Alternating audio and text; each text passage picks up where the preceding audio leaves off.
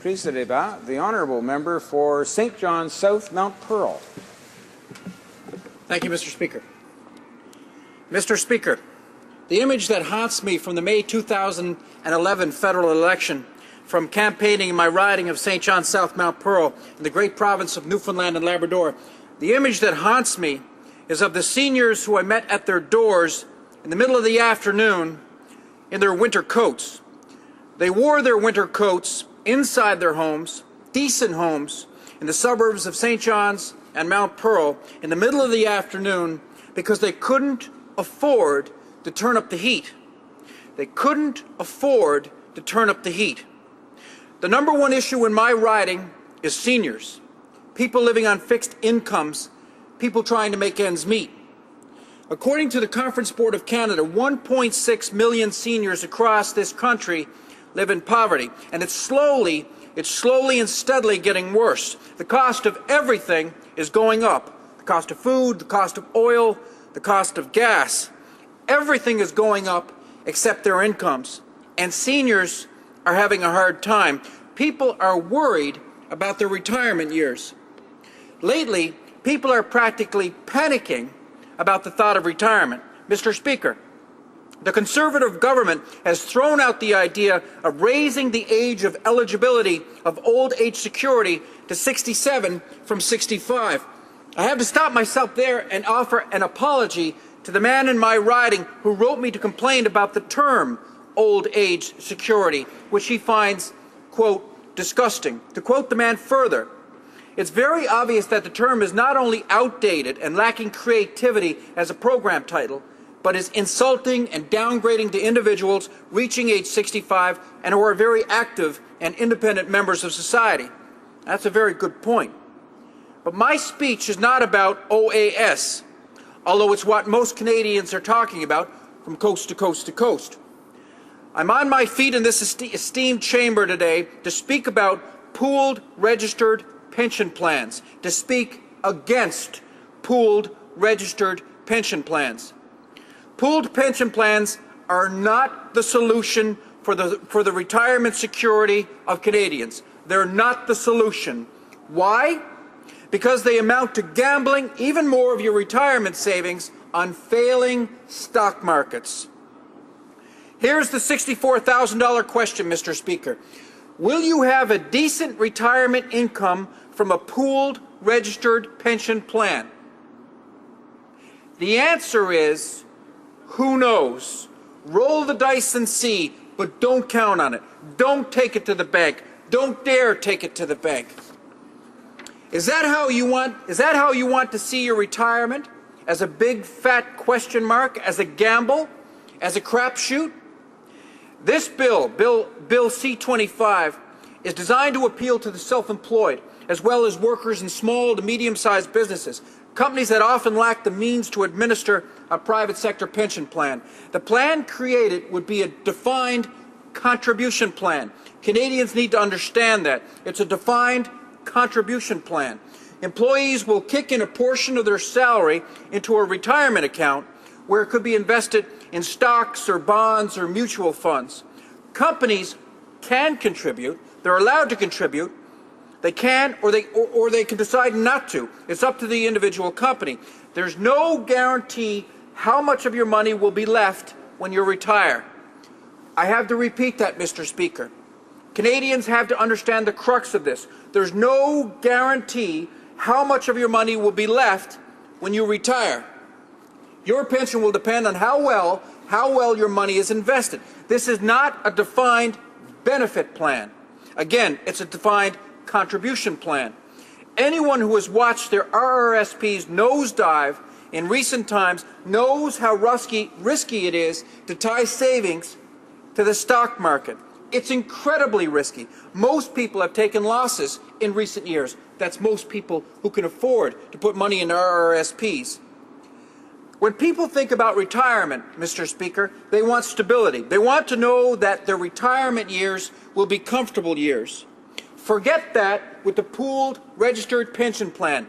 Here's what the New Democrat position comes down to. Here's what my party's position comes down to. The NDP will not support pooled registered pension plans, although this is not a pension plan. Canadians need to understand that as well. This is not a pension plan so much as a savings scheme.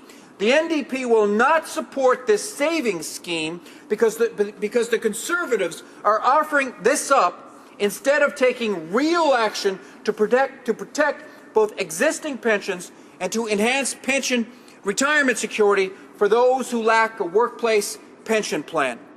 An estimated 12 million Canadians don't have a workplace pension plan. That's more than one in three Canadians. And Bill C-25, an act related to pooled registered pension plans, pooled registered savings schemes, I have to correct myself on that, Mr. Speaker, will not give them one.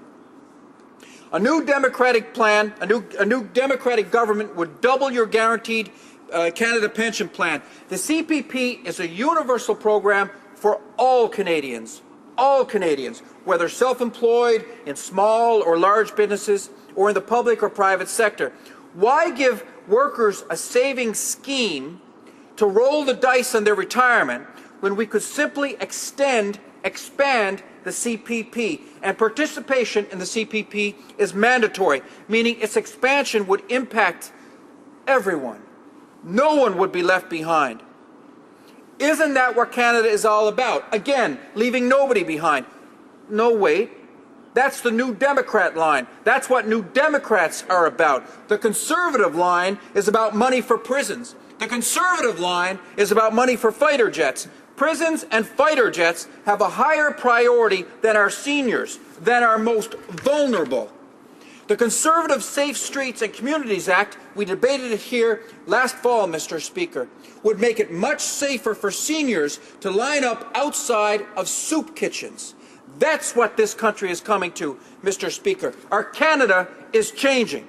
The safety net that makes this country a great country, one of the best of the world, is under Conservative attack. At the recent World Economic Forum in Switzerland, the Prime Minister said, and I quote, Our demographics also constitute a threat to the social programs and services that Canadians cherish. Funny, I would say the Conservatives constitute a threat to the social programs and services that Canadians cherish. The Conservatives pose that threat. The Conservatives have only been in majority government for 9 months, and already they've attacked or are in the process of dismantling core services across this country and across my province of Newfoundland and Labrador.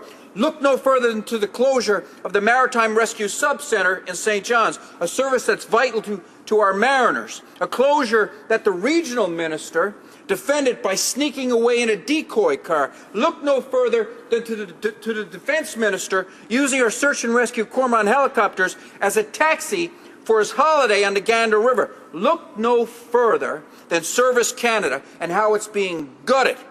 Just last week, 2 EI claimants tried to kill themselves because their claims were delayed or rejected. Look no further than the Canadian seal hunt and how this Conservative government has allowed market after market to ban products from an industry that's central to our heritage and central to our culture. Look no further than to our precious seniors. The Conservatives would have it so that the retirement of so many Canadians is a crapshoot. Let me repeat, the Conservatives constitute a threat to the social programs and services that Canadians cherish. The Prime Minister also said in Switzerland there would be major transformations coming to Canada's retirement pension system. I say the only transformative change that Canada needs in terms of retirement security is to lift every senior out of poverty. To lift every senior out of poverty and expand the Canada and Quebec pension plans. All the Conservative government proposes is yet another privately administered voluntary savings scheme like several others already on the market. Same old, same old. Canadians aren't impressed.